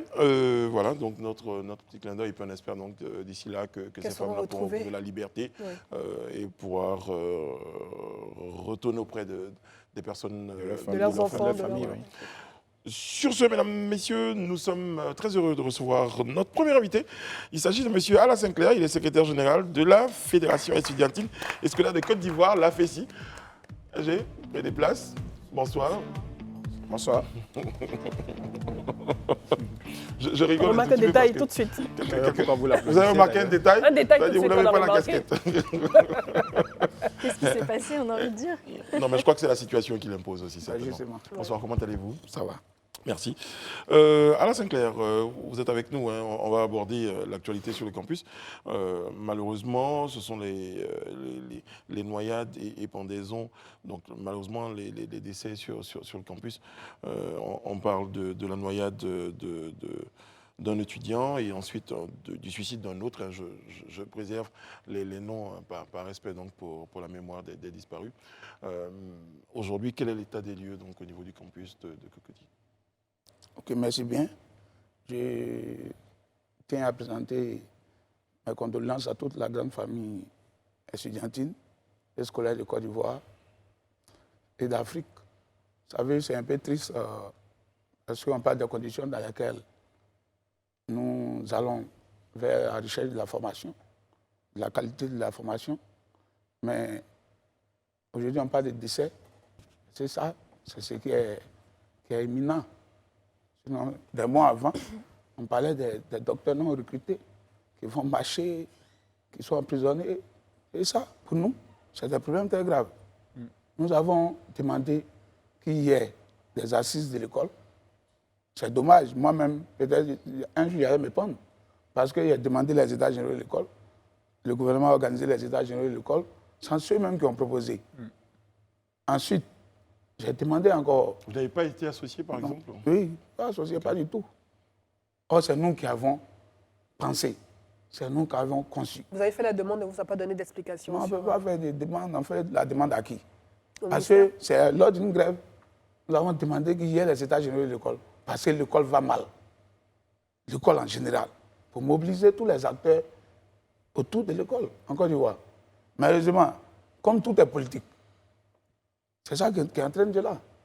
Nous avons des milliers d'étudiants qui dorment dans les résidences universitaires. Mais il y en a qui dorment dans les amphithéâtres. Certains ont leurs parents à Abidjan. Mais pour pouvoir être concentrés, pour pousser, on se met dans les groupes. On les appelle les Kosovars. Il y en a en Anguilla-Brogois. Il y en a à l'université de Cocody, au nouveau site. Ils dorment là. Alors, M. Sinclair, pour revenir à la situation de ces drames qui se sont produits, de ce que vous avez comme information, qu'est-ce que vous pouvez partager comme... Non, nous aussi, nous avions été informés, d'abord du premier cas. C'était des étudiants de première année qui avaient organisé une piscine party. Et la piscine de l'université est une piscine olympique. Et le grand bassin fait plus de 5 mètres. Et selon les maîtres nageurs, ils avaient interpellé par 2 fois l'étudiant en question. Et lui-même lui a dit que c'est la piscine des étudiants qu'on le laisse faire ce qu'il veut. Il n'était pas autorisé à... Non, à là-bas, nager. Oui. ils sont là, il y a des mètres, c'est plusieurs niveaux. Ok. Le petit bassin fait 1,5 mètre De profondeur. C'est déjà de profondeur. C'est ça. Et donc, lorsque les étudiants vont le week-end pour aller déstresser, mais c'est au petit bassin là, que tout le monde va. Pour ceux qui savent nager, nous autres, nous, on ne nage jamais. Et donc, vous n'allez jamais nous voir auprès d'une Dans piscine. les encablures. C'est d'une piscine. Et donc, l'étudiant, il dit, il y a l'eau dans son village. Parce que nous, c'est après les drames qu'on se rend chez les responsables qui gèrent la piscine. Et tout de suite, on leur a demandé de fermer la piscine. Parce que si les maîtres nageurs n'arrivent pas à canaliser les étudiants, il faudrait qu'on trouve un système de sécurité. Ce n'est pas le premier drame, hein. C'est le deuxième décès dans la même piscine. Oui, parce que qui est l'interpellation, c'est un premier niveau, mais quand la situation se produit, c'est le rôle de maître nageur d'apporter le secours immédiatement. Quand ça ne s'est pas fait également, ça mérite enquête. Est-ce que la noyade, enfin, en guillemets, on ne sait pas, il a été retrouvé inanimé après ou en présence? Parce que les maîtres nageurs étaient toujours entouré, présents. au mais moment il où était entouré de ses amis. Mais c'est justement, bon, vous avez la piscine sur l'écran. C'est ça. Ici, c'est le petit bassin, là où il y a tout le monde. C'est ça. Vous voyez les du maîtres rouge, nageurs, là. Oui, ils c'est sont là pour ne pas que le niveau là, on Ensuite, passe. de passer, c'est ça. Mais le jeune homme, il les a contournés. Et c'est 5 mètres. Donc ça s'est passé en leur présence, n'est-ce pas? Voilà. D'accord, ok. Donc ce n'est pas un corps qu'on a retrouvé dans la piscine? Bon, selon eux, puisque en leur la présence. police les a reçus. En tout cas, des premières versions que vous partagez avec nous, que vous avez reçues. Donc c'est devant... Il y a une enquête, en tout Il y a cas. une enquête. Il y a une enquête Une enquête en en ce moment. Puisque la police a entendu ceux qui dirigent la piscine et les maîtres nageurs. Et nous n'allons pas venir faire le rapport de la police à sa Oui, bien place. sûr, non, mais Pas c'était de juste mal. pour Donc l'information comprendre, que nous avons, D'accord. c'est que c'est les mardis. Les mardis, il y a l'AIC, eux ils sont professionnels, eux ils s'entraînent. Et les étudiants étaient au nombre de 19. Ils sont allés organiser les piscines parties. Les autres étaient ici. Et lui, ils l'ont découvert plus tard, après les 2 tentatives, où il a été interpellé par les maîtres nageurs. C'est plus tard qu'on le retrouve Sans vie ou Sans- seul? Sans vie, qu'on le retrouve Oui, plus tard sans sans vie. vie. Mais D'accord. justement, c'est ça que je ne comprends pas. Parce que D'accord. vu qu'il y a des gens autour, généralement, quand quelqu'un se noie, on l'entend un peu se débattre. Ou appeler au secours. Enfin, Non, on certainement voit que qu'il a dû quelque couler chose se rapidement à un passe. moment. Bon, vraiment, 5 mètres, c'est pas le petit bassin. Le petit bassin, quand tu es en train d'être en difficulté, on voit. D'accord. En même temps, Bon, c'est ça peut-être des Cinq enquêtes nous mètres. En tout situeront. cas, Les enquêtes, voilà, donc on va pas- nous situerons finalement sur On voulait l'état des lieux. déjà avoir donc, la version de C'est ça. faits que vous avez. Et puis la deuxième situation, c'est malheureusement la situation de suicide d'un autre étudiant. Bon, vous savez, en tant que premier responsable des étudiants, je suis aussi triste que la famille. Hein. On a pu joindre le frère de ce jeune homme-là. Parce que quand ça s'est passé, on a fait appel à la police, aux responsables de l'université, parce qu'aujourd'hui, on a ouvert l'université au monde extérieur en combattant les violences dans toutes les formes. Et donc, certaines personnes viennent faire le sport, pratiquer le sport là, le matin. C'est ça. Et c'est qui a donc fait appel aux vigiles. On a un système de communication là-bas. C'est les vigiles, là, les responsables qui m'a fait appel. J'ai dû dépêcher des responsables de la FECI pour aller faire le constat. La police était là. La police a demandé que personne ne s'approche. Et je pense que la police scientifique aussi était là. Nous attendons quand même qu'ils nous disent les causes. Mais nous, sur les réseaux sociaux, nous avons vu certains qui ont indexé la FECI. Que ce serait la FECI qui aurait battu l'étudiant, et puis le PAN, tout cela. Heureusement que certains ont fait sur nos propres. On est en train de prendre les dispositions. Pour les poursuivre. Pour que les informations qu'ils ont, ils donnent ça au procureur. Parce que nous aussi. C'est de la diffamation. Oui, nous voulons comprendre. Voilà, nous savons que c'est dur. Parce que quand vous voyez le slogan de la FECI, l'espoir d'une lutte, parce que c'est dur. C'est dur et la FECI permet aux étudiants de comprendre, même si tu ne peux pas manger 2 fois dans la journée, ça doit te donner le courage de devenir ministre, de devenir ce que tu veux. Ça ne doit pas te décourager. Non, M. Alain Sinclair, c'est bien présenté comme ça, vous parlez de la lutte, mais également, des personnes ont parlé des méthodes souvent assez particulières donc, de la FECI. Par exemple certains ont estimé sur ce plateau-là, par exemple, que lorsqu'ils recevaient leur bourse, ils se faisaient donc arracher leur bourse. Vous savez, on a encore dit, si moi je n'étais pas fort, j'allais aussi me prendre un jour. Même la bourse. Il y a beaucoup de mafias autour de la bourse en Côte d'Ivoire. C'est sûr de tout ça. D'accord. Et la FECI. Moi, ce que je vous propose, comme vous avez beaucoup de choses à dire, je sais, je vous permettrai de finir. Pour la bourse. Pour la bourse, on en parlera. Il y en a des impératifs commerciaux, on revient juste derrière, parce que je sais que vous avez beaucoup de choses à dire, et vous aurez l'occasion de le dire. A tout de suite. Nous sommes de retour sur le plateau des Grands Talks en compagnie de Ryan Assi, Mme Edith Roubleu, M. Alain Toussaint et de M. Élisée Bologbeu. Notre invité pour cette séquence, c'est M. Alain Sinclair, secrétaire général de la Fédération estudiantine et scolaire de Côte d'Ivoire, la FECI. M. Alain Sinclair, nous évoquions à un moment ce que certaines personnes estimaient des méthodes assez dures utilisées par la FECI. Et vous disiez, j'avais pris l'exemple de la, pour ceux qui nous rejoignent, j'ai pris l'exemple des bourses, et vous disiez qu'il y avait de la mafia autour de la bourse. Donc, ce n'était pas que la FECI qu'il fallait indexer. Non, la FECI même joue un grand rôle dans la numérisation de la bourse des étudiants. Qu'est-ce qui se passe? Aujourd'hui, pour être boursier, tu n'es même pas obligé d'être le méritant. Il y a des réseaux de parrainage. Tu donnes ton dossier, tu as validé ou tu n'as pas validé. Lui, elle peut être première, lui peut être 50e, mais lui, il est boursier. Et pour combattre ces méthodes-là, on a demandé qu'on nous donne les conditions dans lesquelles on sélectionne les boursiers. Ceux qui prennent les dossiers pour te rendre boursier, ils ont la moitié. Et ils ne viennent pas sur le terrain. Ils sont assis au plateau là-bas. Il y a des étudiants qui ne sont même pas membres de la FECI. Wow. Eux, ils sont chargés de prendre les dossiers à les donner. Aujourd'hui, on n'affiche même pas la liste des boursiers parce que c'est toi seul qui sais que tu es boursier. Pour savoir, c'est celui qui a pris tes dossiers, il t'appelle pour dire ah, monsieur X, madame Y, vous êtes boursier. Quand il te dit ça, lui vient prendre la moitié. C'est un vrai réseau. Si c'est 600 000, lui il a 300 000, on dit pour le réseau. Ouais. Et les 300 000 de l'étudiant, l'autre qui est intermédiaire, il prend la moitié. Et ça, on a trouvé que ce n'était pas normal. Donc là, on a des associations de boursiers. Association de boursiers, c'est quoi? Donc toi, depuis que tu es venu à l'université, tu es boursier. Or, eux-mêmes ne sont même pas boursiers. Donc la FECI a le dolage. La FECI est accusée à tort, vous voulez dire? Non, si. On a demandé la bancarisation de la bourse. Toutes les associations ont combattu la FECI. Nous avons été voir le DG du Trésor. Que comme l'argent acquis au Trésor, pourquoi l'étudiant ne peut pas percevoir son argent directement? Ça se fait partout. Mais on a été combattu à un niveau, on dit non, le secrétaire général de la FECI, il a fait un deal. Jusqu'à ce que la Banque mondiale nous accompagne dans un séminaire organisé par la FECI et le Trésor à Grand Bassam, où toutes les associations se sont retrouvées là-bas.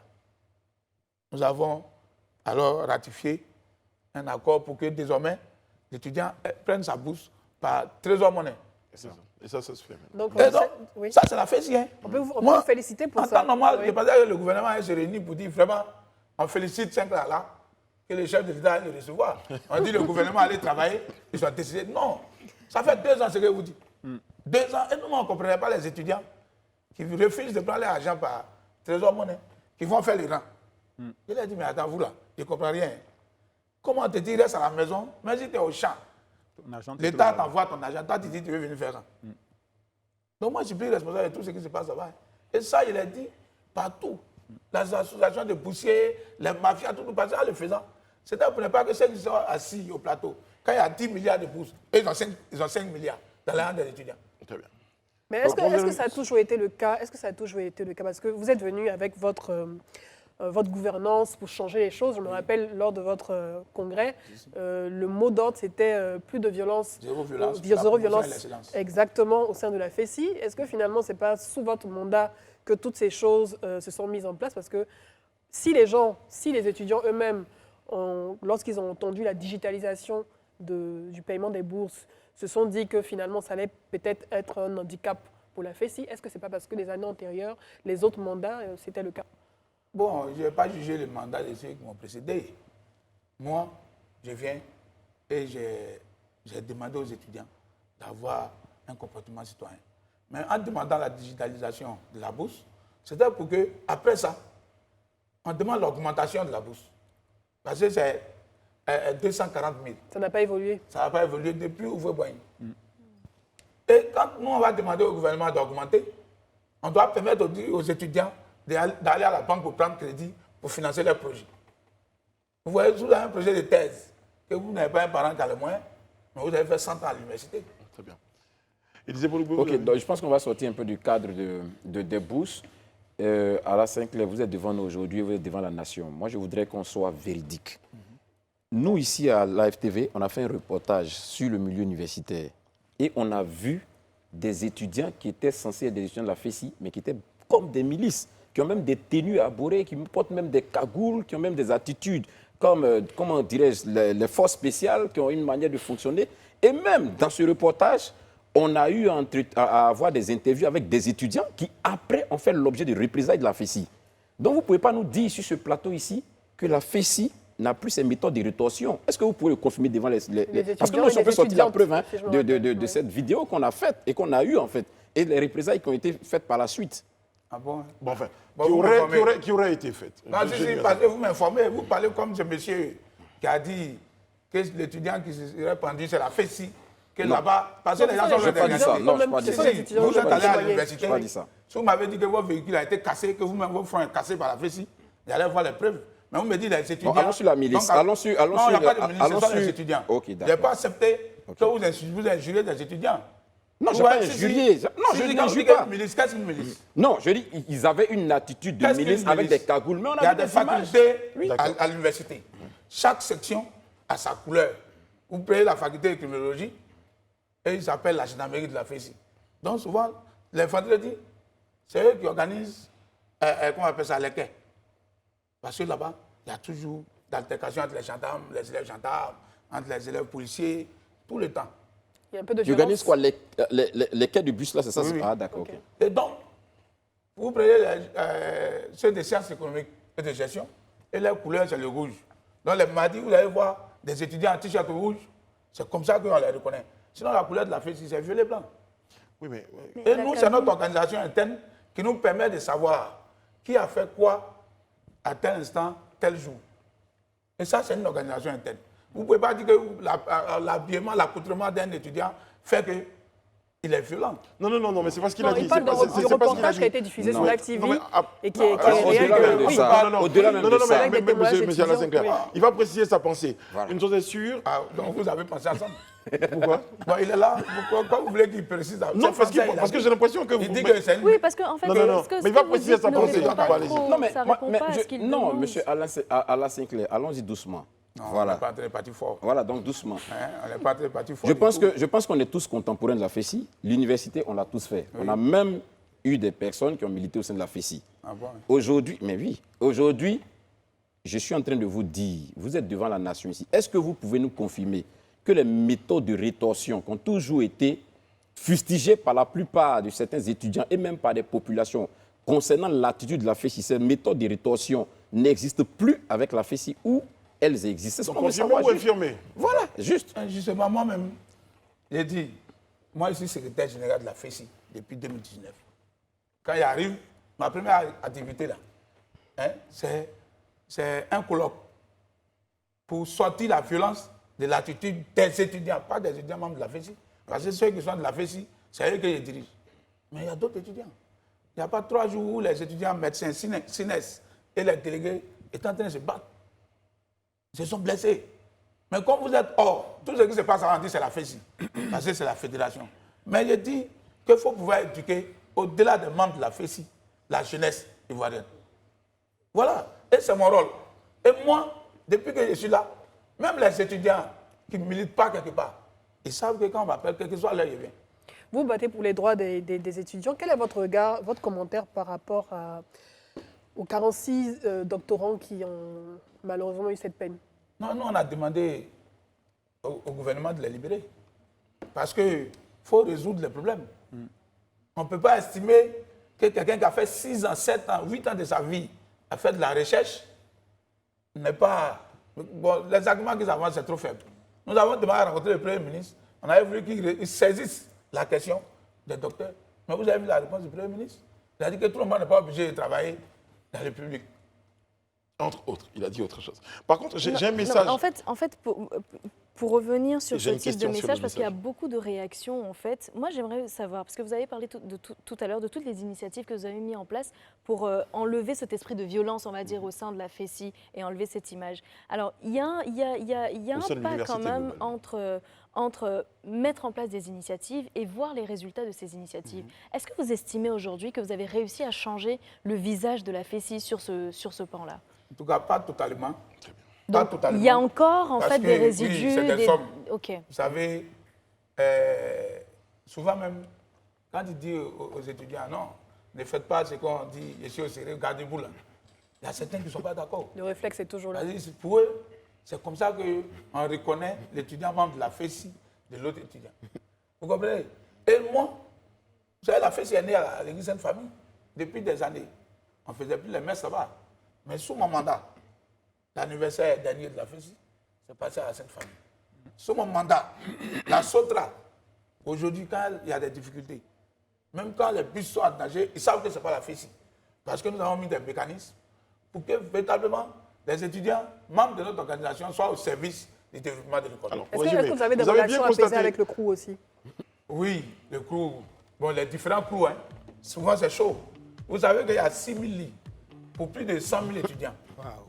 Et le CRU, et je l'ai dit la dernière fois, je l'ai dit, mais vous voulez faire des choses, comment on appelle ça, des logements. L'étudiant qui est dans la chambre, là, il est étudiant. Hein. Vous voulez le sortir, mais quand lui sort, il va où? La solution est ailleurs. Très bien. Il faudrait qu'on crée, on construise des résidences. De nouvelles résidences Alors, universitaires. justement, aujourd'hui, nous sommes malheureusement en fin d'entretien, monsieur Alassane Clay. Il y a beaucoup de choses à dire. Je sais, vous pouvez parler des heures, mais aujourd'hui, les parents qui nous regardent, des étudiants qui nous regardent, ont envie peut-être d'être rassurés. Ils ont certainement envie. ça. Qu'est-ce que vous pouvez leur dire concernant l'atmosphère, l'ambiance au niveau de l'université? Je vais poursuivre. Si désormais, par un exemple, je prends, si un étudiant est victime de séquestration ou de violence de la part d'un membre de la FESI, quel recours il a? Ça, il faut compléter à la question. Le 8e arrondissement et la brigade de gendarmerie soient bien placés. Hein. Vous savez que moi-même, je prends des étudiants pour les déposer au commissariat. Voilà, moi, je suis un syndicaliste, je ne suis pas un politique. Mais Brice parlait du climat après les Non. 2 événements qui sont survenus. ça- Comment est l'ambiance aujourd'hui? Il au dit campus? qu'il y a les retards qu'on a de l'université quand on est dehors. Aujourd'hui, tout ce qui se passe en termes de festivités, c'est sur le campus. Oui. On sait, mais après les Mais 2 drames, non, après les 2 drames c'est là, des accidents. C'est D'accord. ce que je veux vous dire, en fait. Sinon, les gens se noient partout. Vous partez dans les plages, là. Il y a toujours- Mais comme c'est à l'université qu'on veut forcément incriminer une organisation, on fait de ça. Maintenant, nous, on veut que la police et ceux qui ont raconté beaucoup de choses nous donnent des informations. Si un membre de la FESI est proche de ça, mais c'est un individu. La responsabilité est individuelle. Alassane Clay, merci d'avoir été à notre compagnie.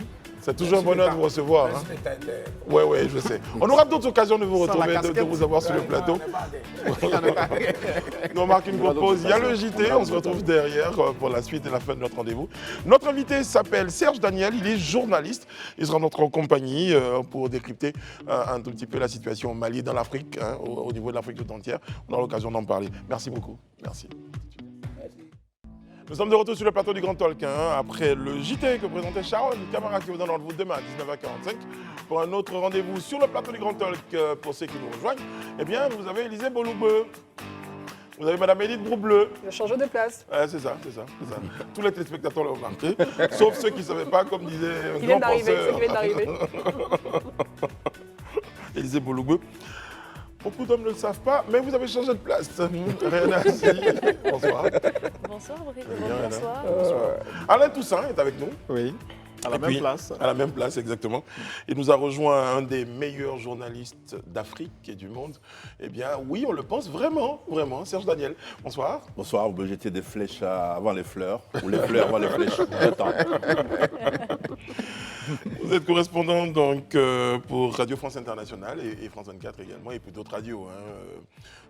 Vous êtes ce soir sur notre plateau. On a saisi l'occasion de vous avoir sur notre plateau pour partager un peu votre regard sur l'actualité. Vous avez couvert vous couvrez le territoire malien. Oui.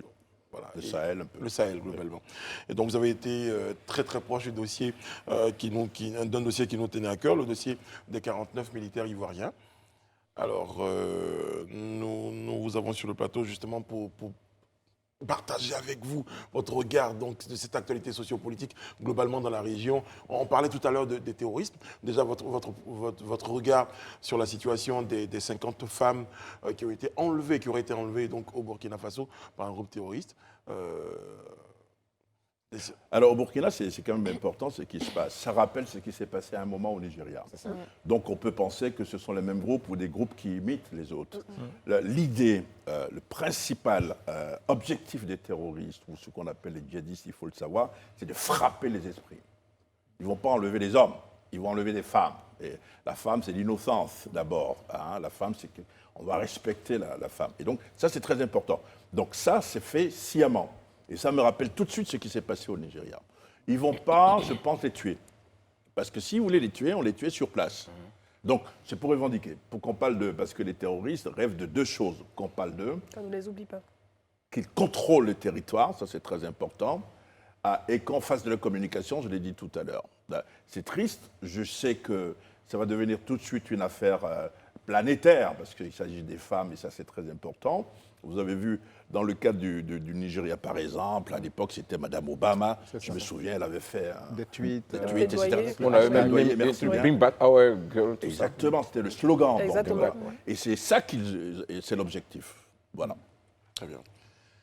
Est-ce que, quelque part dans ce dossier, quand même, on peut dénoncer la faillite de l'État burkinabé, à peine arrivé au pouvoir, déjà confronté à un problème aussi grave aussi. Et est-ce que le Burkina a toujours la maîtrise de son territoire, finalement? C'est pas le principe du talk, c'est Oui. on bavarde. Moi, je suis Si on pas, appelle ça qu'on fait.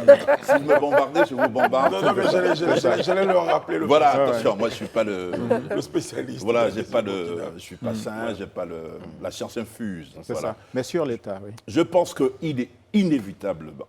Il y a un constat qu'il faut faire. Il a fait, je crois d'ailleurs, le jeune capitaine. Il a parlé de la faillite de l'État.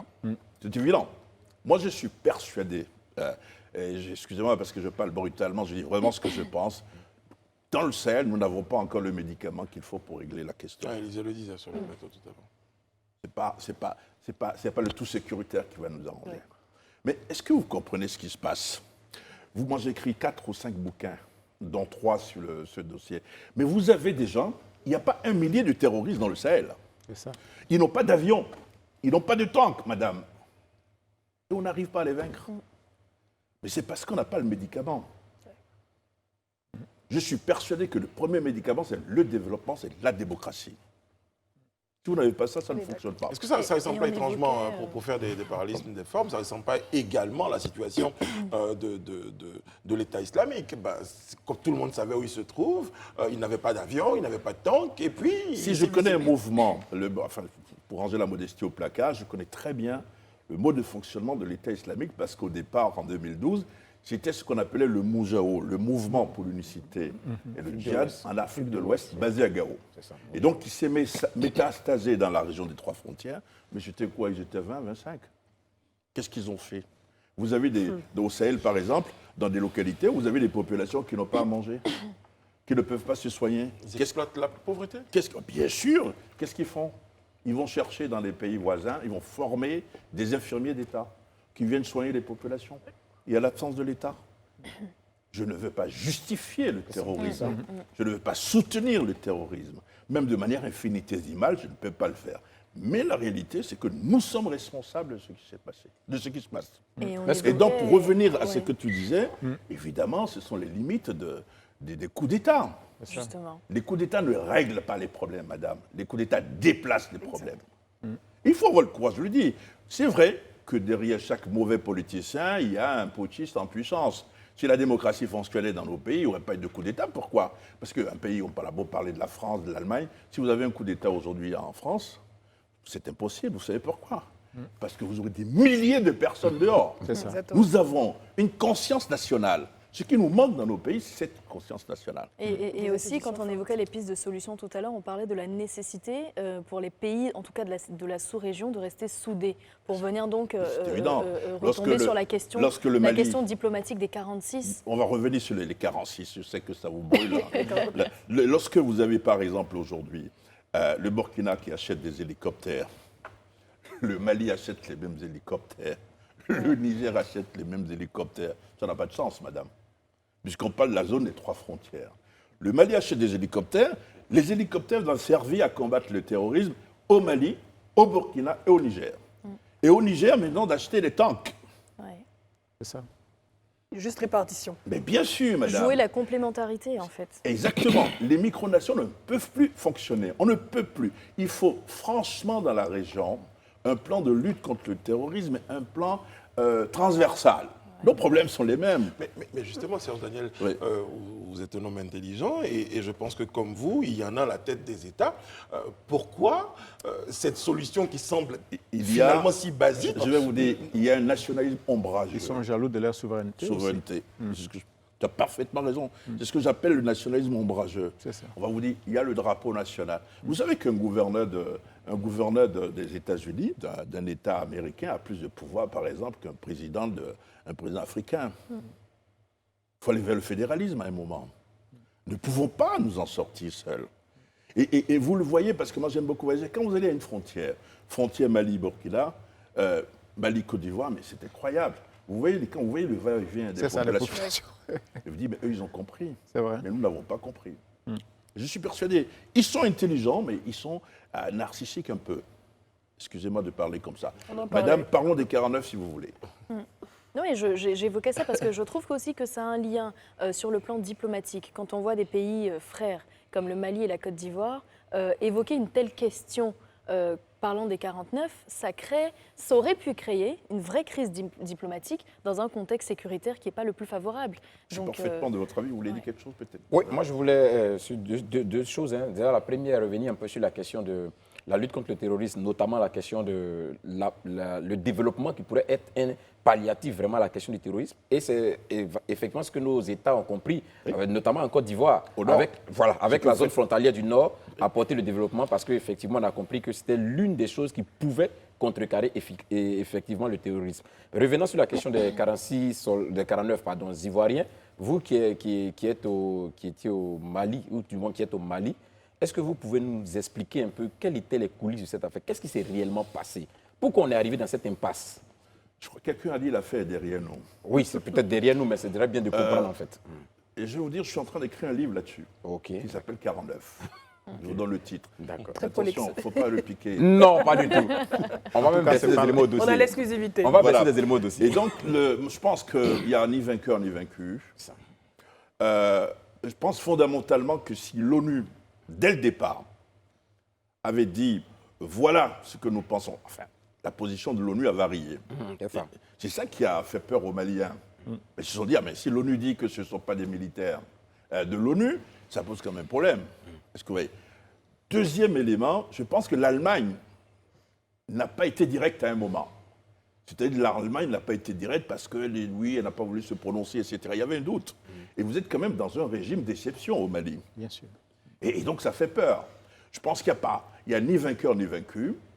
La diplomatie a triomphé, je crois que quelqu'un a dit ça tout à l'heure, parce que dans les deux camps, c'est-à-dire que ce soit à Bamako ou à Abidjan, derrière tous les chefs, il y a deux camps, il y a les faucons et les colombes. C'est ça. Je sais que certains parlaient de couper l'électricité, certains disaient oui, il faut bloquer les marchandises, oui, etc. Je pense qu'il y a eu une sagesse de ce côté et que de l'autre côté également, et ce n'est pas la langue de bois, je sais qu'il y avait des faucons et des colombes autour du colonel Assimi Goïta et que ce sont probablement les deux chefs qui ont pris à un moment la mesure. Puisque je sais de très bonnes sources, de sources maliennes, j'attends que les Ivoiriens confirment demain, en principe ça va être confirmé, le fameux coup de téléphone qu'il y a eu entre les présidents le lendemain, c'est-à-dire le 9, pas le lendemain, mais le 9 janvier, pour dire, bon, nous levons les hypothèques, nous vous invitons à Abidjan pour parler de tous ces problèmes-là et pour mettre en place surtout un mécanisme pour que ça ne se répète pas. C'est la grande ligne du fameux Voilà, mémorandum. le mémorandum. Un mémorandum, je vous le dis, qui est en 12 points. Mais je ne vous dirai pas ce qui est dedans, il faut lire mon livre. Ça va paraître L'exclusivité. très bientôt. Aujourd'hui, la prochaine étape aujourd'hui, c'est normalisation des relations donc, entre l'Abidjan et Bamako. Mais au-delà, c'est toute la sous-région qu'il faut regarder. Ah oui, oui, tout à fait. Et les gens se sont trompés quand on a voulu parler, par exemple, de divergence au sein de la CEDEAO. Moi, j'ai couvert, pour mes médias, j'ai couvert les 7 derniers sommets de la CEDEAO, et les sommets extraordinaires, les sommets ordinaires, etc. Il n'y a pas eu de divergence entre les présidents. Lorsque la Côte d'Ivoire, à un moment, et le Mali ont voulu discuter directement. Mais les Ivoiriens ont tout de suite prévenu la CEDEAO. C'est-à-dire que la CEDEAO a validé la démarche ivoirienne qui consistait à discuter tête à tête. Le Togo également. Le Togo était médiateur. Et donc, c'était synchronisé. Moi, j'ai vu, par exemple, à New York, en marge de l'Assemblée des Nations Unies, il y a eu une réunion spéciale sur le Mali. Tous les chefs d'État qui étaient là. Il n'y a pas de bloc anglophone, francophone. C'est une vue d'esprit. Moi, j'ai eu le discours de Buhari, le président du Nigeria, qui est un État fort. Vous savez que sur 3 habitants de l'espace CEDEAO, 2 sont nigérians, d'un poids démographique, mais en même temps un poids économique. Moi, j'ai vu le discours, j'ai lu une copie du discours de Buhari au huis clos. À New York. Ah oui, mais il fallait. Pas à New York, à un sommet de la CEDEAO, d'Abuja. Mais il fallait le voir. Il y a quelqu'un qui était vent debout. Donc quand on dit, bon, ceux-là, ils sont cons, ceux-là sont pour, c'est beaucoup plus nuancé, je crois. Alors, la crise au Mali, c'est aussi les tensions avec la France. Oui. Donc, vous êtes d'ailleurs l'une des victimes collatérales, puisque vous étiez correspondant de RFI. Sur régional maintenant. Sur régional. Maintenant, vous êtes basé à Dakar. Oui. Alors, sur ce qui apparaît comme l'échec de la France au Mali, selon vous, pourquoi, en une dizaine d'années, les forces françaises n'ont-elles pas réussi à, comment on dit, éradiquer le millier de djihadistes? Ce que je dis n'engage que moi, mais Oui, pas. bien Mais sûr. voilà. Il y a eu 3 étapes. Je pense que l'intervention Serval était bien arrivée. Tu vois. Ils interviennent, stoppent la descente, l'évolution en tout cas des djihadistes, et l'armée française se rend à Tombouctou, donc au nord-ouest avec l'armée malienne. L'armée française se rend à Gao avec l'armée malienne. Mais pour aller à Kidal, c'est-à-dire au nord-est, l'armée française va seule. Elle ne part pas avec l'armée malienne. Il y a eu un problème. Les Maliens n'ont pas compris, il faut dire les choses telles qu'elles sont. Mais lorsque les Français sont intervenus, moi j'ai vu à Bamako, c'était tellement émouvant. Hollande était président de la République à l'époque, il a dit, il est venu à Bamako, si vous vous souvenez, il a dit, c'est le jour le plus important de ma carrière politique. Ce qui est quand même très fort. J'ai vu des drapeaux maliens et français cousus ensemble. Pas comme ça, hein, mais cousus ensemble. Mais évidemment, un problème. Après Serval, on a eu Barkhane. Le problème, c'est qu'on n'a pas eu de transition entre Serval et Barkhane. Ce qu'on aurait dû faire, et la France aurait dû nous aider peut-être pour ça, c'est-à-dire qu'il appartenait tout de suite aux pays qui étaient dans la sous-région de prendre leur sécurité en main, de faire comme ce que le Niger a dit. Le président Bazoum, lui, il est clair là-dessus. Il dit ce que nous attendons des Occidentaux ou des partenaires étrangers, c'est le renseignement. Parce que nous sommes quand même nous sommes des guerriers. J'ai entendu, paix à son âme, l'ancien président Idriss Déby, du Tchad. Il a dit, mais nous ne comprenons pas pourquoi les enfants d'autres doivent mourir pour nous. Nous avons la capacité pourvu qu'on nous donne les moyens. Et les moyens qu'on ne donne pas aux pays, par exemple, du Sahel, on les donne aujourd'hui à l'Ukraine, si vous voulez. C'est ça. Donc je pense qu'après Serval, on aurait dû donner les moyens qu'il fallait, parce qu'en plus on avait la possibilité. Si vous voyez la libération du nord du Mali ou l'intervention Serval, les soldats qui ont été le plus tués sont les Tchadiens. C'est ça. Ce sont les Tchadiens qui ont été chercher les au guerriers front. Ils étaient au contact. à la fourchette, à l'escargot. C'est-à-dire contact, comme vous dites. Donc on avait les possibilités, mais on n'a pas eu de moyens. Je pense que ça a été une erreur de la communauté internationale. Ensuite, les formateurs qui sont venus, déjà, j'en aurais terminé. Ça a été un échec. Moi, j'ai vu des formateurs qui venaient de pays où il faisait moins 50 degrés. Ils viennent dans un pays où il fait 40 degrés pour former des militaires. C'était à Koulikoro, à 50 km de Bamako, j'ai vu ça. En plus, ils ne parlaient pas la langue. Il fallait un interprète pour expliquer aux militaires maliens, donc, pour dire, bon, le fusil, il faut le tenir comme ça. Mais c'est pas possible. Non. Et on n'a pas tenu compte de la dimension culturelle de l'aide qu'on nous apporte. Et ça, c'est très important, je pense. Et l'autre chose, et ça je dis, vous avez parfaitement raison, à un moment, les populations, pas seulement au Mali, un peu partout, n'ont pas compris pourquoi les Français, durant tout ce temps, avec les moyens qu'ils avaient, c'est comme la MUNISMA. Moi, j'avais des amis à la MUNISMA. Mais quand les gens voient la MUNISMA, vous voyez des tanks, des véhicules, mais c'est impressionnant. Et pourquoi ils n'arrivent pas? Donc, le raisonnement est basique, mais en réalité, les gens ont raison.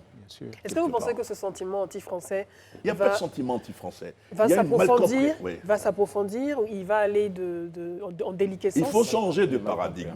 Comment? Il faut changer de paradigme, c'est-à-dire que moi, certains n'ont pas aimé, par exemple, la rencontre de Macron avec les jeunes. À Ouagadougou. Afrique, France. Non, À Montpellier. Oui, à France au Mais sommet. moi, je vais vous dire, je me fais peut-être lyncher, mais moi, j'ai apprécié. Parce que les jeunes, je ne sais pas qu'est-ce que d'autres jeunes auraient pu dire. Ils veulent quoi, les jeunes? Il faut plus de démocratie. Il faut, madame, moins d'intervention. Et puis, il faut quand même voir la réalité en face et dire qu'aujourd'hui, un pays comme le Mali ne peut pas lutter seul contre le terrorisme. C'est-à-dire qu'il faut, de manière transversale, et c'est facile. Vous dites, ils sont intelligents, mais non, il n'y a pas de volonté. Mais Serge, est-ce le rôle de la France C'est le rôle de la quand même CEDEAO d'être l'interlocuteur de la jeunesse africaine aussi? Non, pas du tout. C'est ce que je dis. Il faut qu'on prenne nos responsabilités. Hollande, j'ai jamais oublié cela. Il allait en Angola un jour. Président de la République. Vous savez qui est venu l'accueillir à l'aéroport? Le préfet de... Le ministre des Affaires Le ministre étrangères. des Affaires étrangères, oui. Vous pensez que un président français peut venir d'Afrique francophone et que le président du pays dans lequel il vient n'aille pas l'accueillir? Mais si nos présidents vont en France et qu'ils sont accueillis par le préfet, mais il faut une réciprocité. On est d'accord. Mais ça commence par là. C'est-à-dire, c'est dans l'esprit, c'est comme ça que les choses peuvent changer. Sinon, on fait de nous des complexés. Je sais On est pas si d'accord. vous voyez. Sur la question d'Edith, concernant ce sentiment anti-français qui vient de plus Moi, en je plus pense- influencer d'autres personnes. Il n'y a pas de Pour ceux sentiment qui croient- anti-français. pour Si ceux vous prenez qui- les Maliens, il y a Ouais. des milliers de ressortissants Pour maliens ceux qui en croient qu'on France. devrait faire aujourd'hui Oui. sans la France, parlant de tous ces pays de la sous-région qui sont encore, qui bénéficient encore de l'aide de la France, est-ce qu'on a les moyens de nos politiques finalement? Quand on voit les décisions de nos chefs d'État, quand on voit leurs attitudes vis-à-vis même des Français, est-ce qu'on estime qu'on a les moyens de ces politiques-là? Madame, quand on n'a pas les moyens de sa politique, il faut faire la politique de ses moyens. Ça commence par là. La souveraineté nationale, c'est un exemple. Vous ne pouvez pas parler de souveraineté nationale lorsque vous détournez de l'argent, vous mettez ça en poche pour Justement. ramener ça sur les autres. Justement. Les autres ne demandent pas ça. Vous voyez ce qui se passe, je ne vais pas vous raconter. Il y a un président, un chef d'État que j'ai très bien connu quand il était dans l'opposition, qui n'est plus aux affaires. Je ne vais pas citer son nom par tempérament et par éducation, parce qu'il rêve de revenir, il est dans un pays voisin. Mais qu'est-ce qui se passe? Qu'est-ce qu'on nous a dit récemment? Qu'il a des milliards dans le pays où il est? Ouais. Et que même le pognon qu'il a planqué là-bas permet à l'économie du pays aujourd'hui. De là où il est, tourner. de tourner. Madame, ce n'est pas la faute aux autres, c'est d'abord notre faute. C'est ça. Excusez-moi C'est de ça, vous parler c'est comme ça. ça. Je suis entièrement d'avis. hein. C'est C'est ça. Un dernier, faut en tenir. juste rapidement. Le problème aujourd'hui, vous êtes observateur, c'est le tripatouillage des constitutions dans nos pays africains. Comment on finit avec cette maladie infantile?